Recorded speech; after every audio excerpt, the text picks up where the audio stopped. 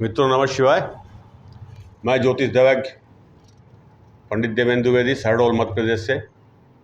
मित्रों, आज बहुत ही महत्वपूर्ण जानकारी लेकर आपको समर्पित करने आया हूँ।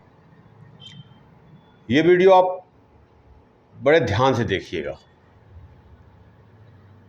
हम दो कुंडली का अध्ययन करते हैं, एक जन्म कुंडली, एक चंद्र कुंडली।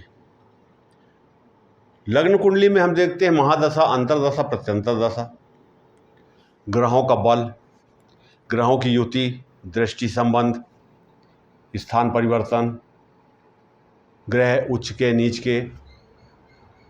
और चंद्र कुंडली जो गोचर कुंडली है, उसका अध्ययन करते हैं कि वो समय समय पर प्रत्येक ग्रह अपनी राशि बदल कर दूसरी राशि में प्रवेश करते हैं। कल मैं आपको कुंभ लग्न की कुंडली का एक वीडियो बनाया था, शायद आपने देखा हो। आज मेरा विषय कुछ और है। आज का मेरा विषय है अष्टक वर्ग, सर्वाष्टक वर्ग, भिन्नाष्टक वर्ग। ये कोई अलग से कुंडली नहीं है कि अलग से कोई बनाया गया हो।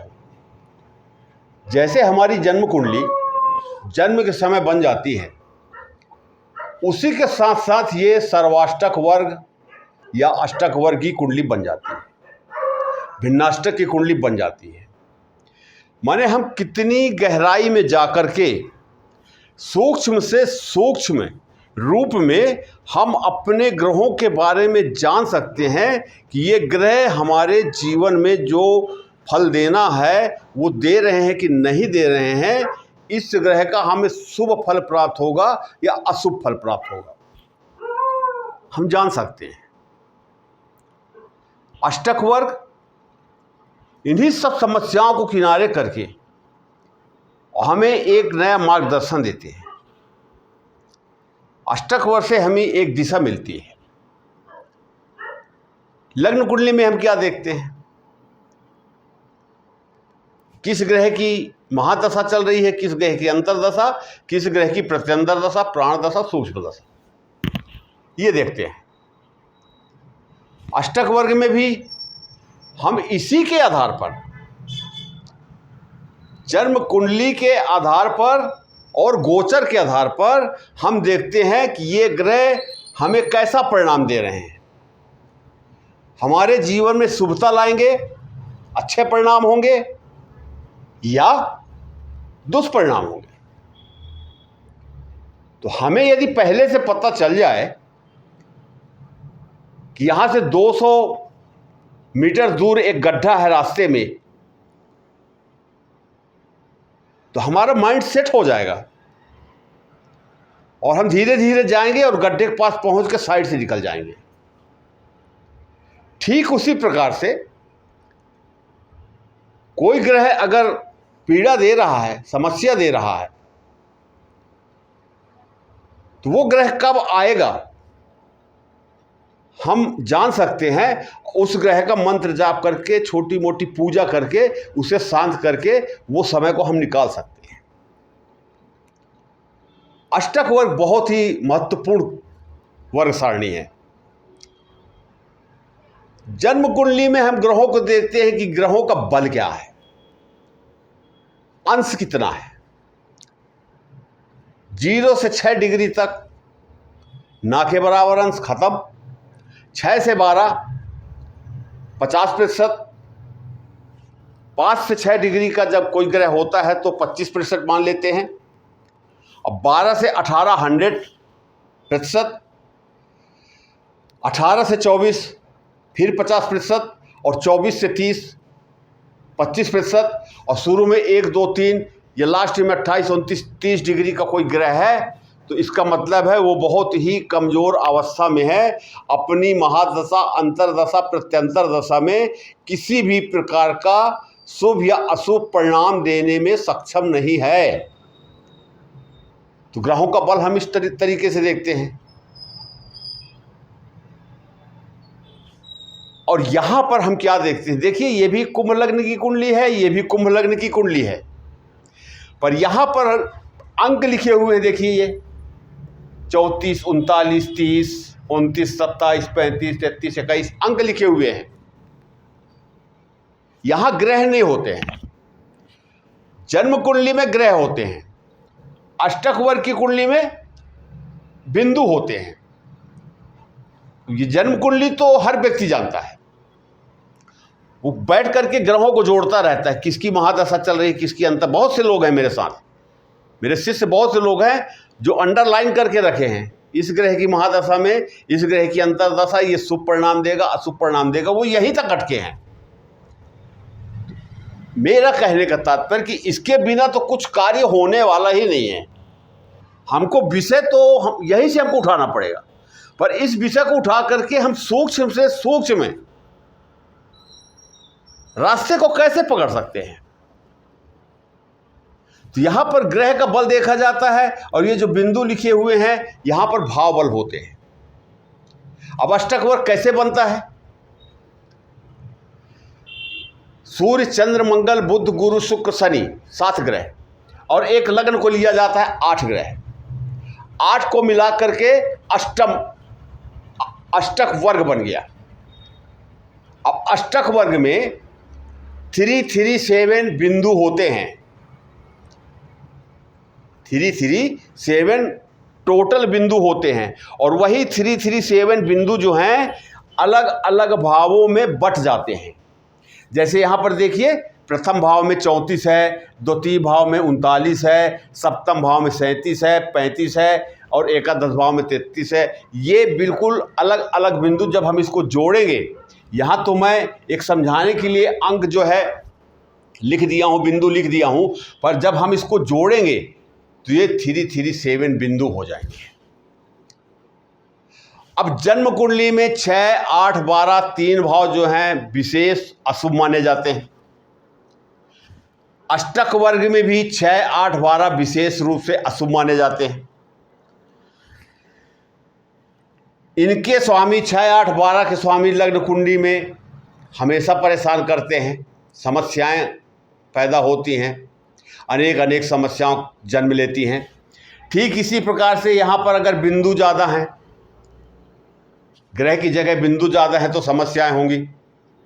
तो 6, 8, 12 में 28 से कम या 24 से भी कम बिंदु होना चाहिए, तो इसके जो दुष्परिणाम है वो कम हो जाएंगे।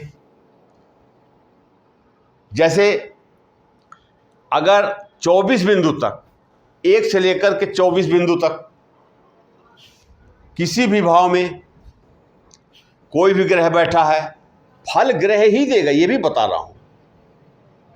फल जो है वो ग्रह ही देंगे, इसलिए मैं बोला कि जन्म कुंडली के बिना कोई काम नहीं होने वाला है।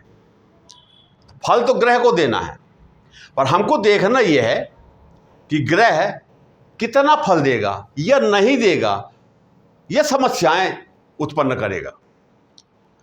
तो तीनों चीज़ों के लिए हमारे पास व्यवस्था है, पूजा पाठ, रत्न, ये वो जो भी है, संबंधित वस्तुएं, संबंधित बातें है हमारे पास।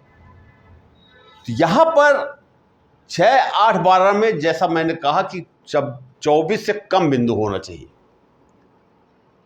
और भावों में ये ठीक नहीं रहेगा, और भावों में ज़्यादा होना चाहिए। और 24 से 28 बिंदु यदि किसी भाव में आते हैं तो वो सामान्य स्थिति हो जाती है कि जैसे पीछे चला आ रहा है, अभी भी वैसे है, आगे भी वैसे ही रहेगा, सामान्य स्थिति रहेगी। और 28 से ज़्यादा अगर चला जाता है तो अति सुंदर, ये तो हमारे पक्ष की बात हो गई। लेकिन 6, 8, 12 के अतिरिक्त और भावों में 28 प्लस चाहिए। विशेष करके केंद्र के जो भाव हैं, प्रथम भाव, चतुर्थ भाव, सप्तम भाव, दसम भाव, यहां पर बिंदु 28 प्लस होना चाहिए। नवम भाव, एकादश भाव, यहां पर बिंदु अच्छे होने चाहिए। धन भाव, यहां पर बिंदु अच्छे होने चाहिए। पंचम भाव, 28 बिंदु ही रहना चाहिए। हालांकि कुंडली में कम ज़्यादा होता ही है, पर सारणी के अनुसार 28 बिंदु ही रहना चाहिए। उससे ज़्यादा होता है तो पंचम भाव जो होता है वो जुआ, सट्टा, लॉटरी, प्रेम, शेयर मार्केट, विद्या, बुद्धि, संतान, इन प्रश्नों का हम यहाँ से देखते हैं। तो अगर 28 से ज़्यादा बिंदु हो जाएंगे तो प्रेम संबंध ज़्यादा बढ़ जाएगा,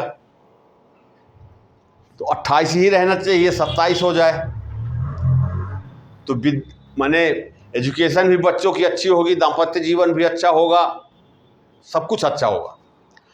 तो इस प्रकार से आप शायद बिंदु समझ गए होंगे। बिंदु का मतलब अंक जो लिखा हुआ है वो, कहीं इसे बिंदु बोलते हैं, कहीं अंक बोलते हैं। किसी भी भाषा में हम संबोधित कर सकते हैं, अर्थ एक ही आएगा। कहीं रेखाएं भी बोलते हैं। अब ये चीज़ें जो है आपको शायद समझ में आ गई होंगी। अब जो मेरे पास लोगों के फोन आते हैं, जो एक बहुत बड़ा प्रश्न है, ध्यान से सुनिएगा, बहुत ही बड़ा प्रश्न है और महत्वपूर्ण प्रश्न है कि जीवन में हर व्यक्ति के ऊपर किसी न किसी ग्रह की महादशा, अंतर्दशा, प्रत्यंतर दशा, सूक्ष्म दशा, प्राण दशा और गोचर के ग्रहों का भी फल हमारे ऊपर चलता रहता है। ये तो सत्य है। पर वो ग्रह जिसकी महादशा चल रही है, अंतर्दशा चल रही है, वो हमें परिणाम कैसे दे रहे हैं, और नहीं दे रहे हैं तो हमको क्या करना चाहिए, उसकी शुभता हम कैसे बढ़ाएं, अशुभता को बराबर करके सामान्य लाएं और सामान्य से आगे बढ़ें तो शुभता आए, और फिर शुभता को हम कितना बढ़ा सकते हैं ये आपके ऊपर निर्भर करता है। मैं रास्ता बता सकता हूं, मैं दिशा बता सकता हूं, पर दशा आपकी है, उस रास्ते पर आपको चलना पड़ेगा। दशा आपकी है, दशा आप स्वयं सुधारेंगे, आप सक्षम हैं। मैं आपको रास्ता बता दूंगा, दिशा बता सकता हूं। समस्याएं जो हमारे जीवन में आती हैं वो पूर्व जन्म की या इस जन्म की किसी भी जन्म के कर्म दोषों के कारण हमें अनेक समस्याओं से जूझना पड़ता है, लड़ना पड़ता है, और इससे मुक्ति पाने के लिए प्रार्थना के अलावा कुछ नहीं है। अपने संबंधित देवी देवताओं के आगे हाथ जोड़कर प्रणाम करके, उनकी पूजा करके, साधना करके हम अपने समय को अनुकूल बना सकते हैं। आदमी को होश कब आता है? जब तक सब कुछ ठीक ठाक रहता है, तब तक ना कोई ग्रह है, ना कोई ज्योतिष है, ना कोई समस्या है, क्योंकि सभी कुछ अनुकूल है। और थोड़ा सा पैर में ठोकर लगी, थोड़ी सी समस्या आई, तो फिर नाम, जन्म तारीख, जन्म समय, जन्म स्थान लिख करके जेब में डाल के और पंडितों के ज्योतिषियों को चक्कर लगाना चालू करते हैं। तो ऐसी स्थिति आए क्यों भाई? नहीं आनी चाहिए। मैं तो एक चीज जानता हूं कि मनुष्य का जन्म जो है कर्मानुसार हुआ है, और मनुष्य ही कर्म भोगता है, सुख भोगता है, दुख भोगता है। कर्मों से हमारा अनुबंध है, एग्रीमेंट है। ईश्वर ने इसीलिए मनुष्य बना करके भेजा है। किसी बैल की, किसी बकरे की के ऊपर न कोई दशा चलती है, न महादशा चलती है, और कोई न रत्न पहनते हैं, न पूजा करते हैं। सिर्फ मनुष्य ही एक ऐसा व्यक्ति है जो समस्याओं से जूझता है, और ये समस्याएं उसके द्वारा किए गए कर्मों का फल है। ये बिल्कुल सत्य है। तो ठीक है, हमारी समस्याएं जन्म ले ली हैं, हमसे गलती हुई है, भूल हुई है, हम क्षमा मांगते हैं। अब यहां पर मुख्य विषय, एक उदाहरण ले लेते हैं कि गोचर में 29 जून 2025 को शुक्रदेव केंद्र में आएंगे। गोचर में बता रहा हूं, कुंभ लग्न की कुंडली में 2 लिखा हुआ है, यहाँ शुक्र लिखा हुआ है, यहाँ पर आएंगे और 28 दिन तक यहाँ गोचर करेंगे। अब 28 दिन गोचर करने के बाद फिर ये राशि बदल देंगे, परिवर्तन हो जाएगा, राशि परिवर्तन हो जाएगा, बुध की राशि में चले जाएंगे। तो यहां पर शुक्र जब केंद्र भाव में गोचर करेंगे तो ये मालव्य योग बन जाता है। मालव्य योग बहुत सुंदर योग होता है, बहुत अच्छा योग होता है। 5 महापुरुष योगों में एक योग होता है। यहां पर योग तो बन गया। अब बहुत से लोगों का यह प्रश्न रहता है कि यहां पर शुक्र की डिग्री क्या है।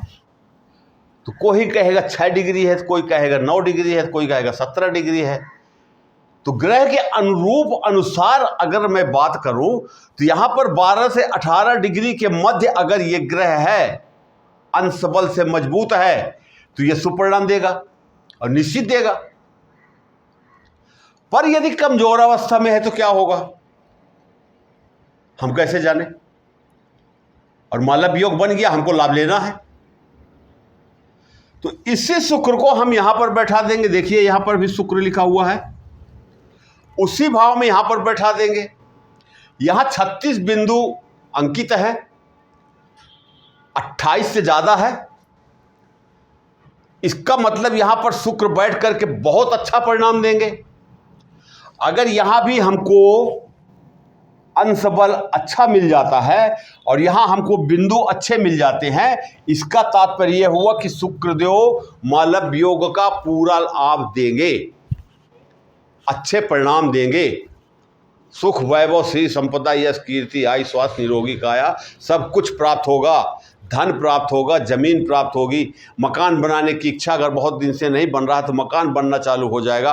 वाहन खरीदने की इच्छा है तो वाहन नहीं ले पा रहे थे, वाहन खरीद लेंगे। माने सब कुछ इनाल ओभर, जीवन को बदलने वाला ये मालव्य योग है। पर मान लीजिए कि यहां पर शुक्र की डिग्री कम है, अंश कम है, तो क्या होगा। बहुत अच्छा समझाने का प्रयास कर रहा हूं कि एक किसी सामान्य व्यक्ति को जो एक छोटे से घर में रहता है, अभावग्रस्त है, ठीक से न खाना है न वस्त्र है, वाहन आहन तो बहुत दूर की बात हो गई, ऐसे व्यक्ति को किसी बड़े आदमी के घर में ले जाइए जहां पर सोफा भी आलीशान का लगा है, टीवी लगी है, एसी लगा है, 2-4 नौकर घूम रहे हैं, कोई पानी ला रहा है, कोई बिस्किट ला रहा है, कोई नाश्ता ला रहा है, कैसा महसूस करेगा। निश्चित रूप से अच्छा महसूस करेगा, क्योंकि वो ऐसी जगह से आ रहा है जहां ये चीज़ें उसको उपलब्ध नहीं थी। तो वो ऐसे घर में आया जहां उसको सब चीज़ें उपलब्ध है। ठीक उसी प्रकार से शुक्र अगर यहाँ पर अंश बल से कमजोर है और यहाँ पर बिंदु ज़्यादा लिए हुए हैं तो शुक्रदेव यहाँ पर अष्टक वर्ग के हिसाब से परिणाम देंगे, न कि बिंदु के हिसाब से। ये एक ग्रह का मैं बता रहा हूँ। ठीक इसी प्रकार हम शनि का देख लेते हैं कि मीन राशि में शनि जो हैं ये कैसा बल देंगे, इसका भी पता चल जाएगा। यहाँ पर जैसे 39 बिंदु दिए हैं, इसका मतलब यहाँ पर शनिदेव अच्छा प्रभाव देंगे। यहाँ देखिए कर्क राशि में 29 बिंदु है, यहाँ पर बुधदेव अभी चालू हो गए गोचर में, तो यहाँ पर बुधदेव जो है थोड़ा सा नुकसान करेंगे। अब यहाँ 27 बिंदु है, यहाँ 34 बिंदु है, इसका मतलब है कि ये 34 बिंदु तो अच्छी बात है, लेकिन ये 27 बिंदु कुछ कारणों के लिए बेकार है, क्योंकि ये 34 और ये 27 7 बिंदु का अंतर है। दाम्पत्य जीवन में उतार चढ़ाव, बिना किसी कारण के झगड़ा, कोर्ट कचहरी तक हो सकता है। ऐसे केस भी हैं मेरे पास। इसमें अंतर नहीं होना चाहिए, 1-2 बिंदु का अंतर हो अच्छा है, ज़्यादा अंतर नहीं होना चाहिए। तो ये होता है। अब यहाँ पर 27 है, माने 24 और 28 के बीच की बात है ये। तो यहाँ पर व्यापार, साझेदारी, ये सब सामान्य स्थितियाँ रहेंगी। यहाँ पर पति हावी हो जाएगा, पत्नी डाउन हो जाएगी। अगर ये बिंदु यहाँ पर होता तो पत्नी हावी हो जाती, पति डाउन हो जाता। ये स्थिति बनती है। ठीक इसी प्रकार से हम एक समझाने का आपको मैंने प्रयास किया है कि ये अष्टक वर्ग से जो बिंदु होते हैं, इन बिंदुओं को आप देखिए, 24 से कम, 24 और 28 के बीच में, 28 से ऊपर जितना भी चला जाए। शायद आपको ये कुंडली अच्छी लगी होगी और मैंने पूरा प्रयास किया है कि आपको अच्छे से समझा पाऊँ। आप इसे आराम से देखें, घर पहुंच जाएं, मुंह हाथ धो करके आराम से बैठे, आराम से देखें। अष्टक वर्ग की कुंडली कोई बहुत बड़ा जादू नहीं है, लेकिन हमको किसी एक परिणाम पर, किसी एक निर्णय पर ले जाने में काफ़ी मदद मिलती है, सहायता मिलती है। मित्रों, जन्म से लेकर के आखिरी समय तक, अंतिम समय तक हम किसी न किसी ग्रह से पीड़ित रहते हैं। अब इसी एक ग्रह को अगर हमको देखना है, यहाँ तो भाव का बल मैं बता दिया आपको, तो भिन्नाष्टक में हम चले जाते हैं। तो भिन्नाष्टक में 8 बिंदु होते हैं, कुल 8 ग्रहों के 8 बिंदु। अब उसमें 4 बिंदु से ऊपर चाहिए। 4 बिंदु है अर्थात सामान्य है, 4 से कम समस्याएं, 4 से ऊपर बहुत अच्छा है, सब कुछ पॉजिटिव है। और एक महत्वपूर्ण बात बताता हूं कि जन्म कुंडली में पितृदोष बना हुआ है, विष योग बना हुआ है, चंडाल योग बना हुआ है, ग्रहण योग बना हुआ है, श्रापित दोष बना हुआ है, अंगारक योग, कोई भी अशुभ योग निर्मित है जन्म कुंडली में। अगर ये ग्रह जैसे यहाँ पर गुरु और सूर्य पंचम भाव में, ये देखिए लग्न कुंडली में पंचम भाव में गुरु और सूर्य मिथुन राशि में बैठे हुए हैं, तो मैं यहाँ भी गुरु और सूर्य को बैठा देता हूँ। तो गुरु सूर्य यहाँ पर बैठे हैं। अब यहाँ पर हमको बिंदु को देखना है। यहाँ पर बुध, सूर्य और केतु यहाँ पंचम भाव में, सप्तम भाव में है। यहाँ पर भी मंगल और केतु सप्तम भाव में है। यहाँ का बिंदु यदि ग्रह है, यहाँ पर बिंदु है। तो मंगल और केतु, अगर यहाँ पर एक उदाहरण के लिए मैंने 27 बिंदु लिखा है, तो उदाहरण के लिए तो यहाँ पर मंगल केतु बैठ करके अंगारक योग से मतलब नहीं है, पितृदोष से मतलब नहीं है, किसी भी शुभ या अशुभ योग से मतलब नहीं है, बिंदु से मतलब है। और वहाँ जो 2 ग्रह बैठे हों चाहे 3 ग्रह बैठे हों, वो अपना प्रभाव अपने अंतर्दशा, महादशा, प्रत्यंतर दशा में वैसा ही देंगे बिंदु के अनुसार। 1 साल 2 साल का निकलवा के रख लीजिए कि कब कौन सा ग्रह किधर जा रहा है। महादशा अंतर्दशा तो फिक्स है, पर गोचर तो घूमते रहते हैं, तो आपको पता चलता जाएगा। महीना 15 दिन में आप देख लीजिए एक बार, रिजल्ट आपके सामने। उसके अनुसार आप काम कीजिए, उसके अनुसार आप रत्न धारण कीजिए, उनके अनुसार पूजा कीजिए। ये महत्वपूर्ण जानकारी है। अब मैं आपसे एक अपेक्षा जरूर रखता हूँ। वैसे अपेक्षा जो है वो हमारे दुख का कारण है, अपेक्षा नहीं रखनी चाहिए, पर अपेक्षा रखता हूँ कि आपको ये वीडियो अच्छा लगा हो तो आप इसे लाइक कर लीजिए, सब्सक्राइब कर दीजिए, आल का बटन दबा दीजिए, घंटी का बटन दबा दीजिए, अपने ग्रुप में शेयर कर दीजिए। आप बहुत वीडियो देखे होंगे, लेकिन अष्टक वर्ग का वीडियो मैं ये नहीं कहता कि यूट्यूब में नहीं है, होगा, निश्चित होगा, पर कम होगा। तो हम एक जगह परामर्श न लेकर के, आप भी एस्ट्रो सॉफ्टवेयर अपने मोबाइल में सर्च करेंगे, अष्टक वर्ग की कुंडली आपकी आ जाएगी। और यहाँ पर जो जन्म कुंडली में जो ग्रह बैठे, कागज़ ले लीजिए, जन्म कुंडली में जो ग्रह बैठे हैं उन राशियों में उन ग्रहों को बैठा लीजिए। एक तरफ से अंश लिख लीजिए किस ग्रह का कितना अंश है, और यहाँ पर किस बिंदु पर बैठे हुए हैं उसी भाव में बैठाना है। और इतना बैठाने के बाद आपको अंतर समझ में आ जाएगा, परिणाम आपको अपने आप मिल जाएगा। कमज़ोर अवस्था है तो आप कुछ कर सकते हैं, उसको और अच्छा बनाना चाहते हैं तो आप कुछ कर सकते हैं। इतनी आप मेरी हेल्प करें, लोगों तक, जन जन तक ये ज्ञान पहुंचना चाहिए, आवश्यक भी है, जागरूकता होनी चाहिए। इन्हीं शब्दों के साथ मैं अपनी वाणी को विराम देता हूँ। नमस्कार।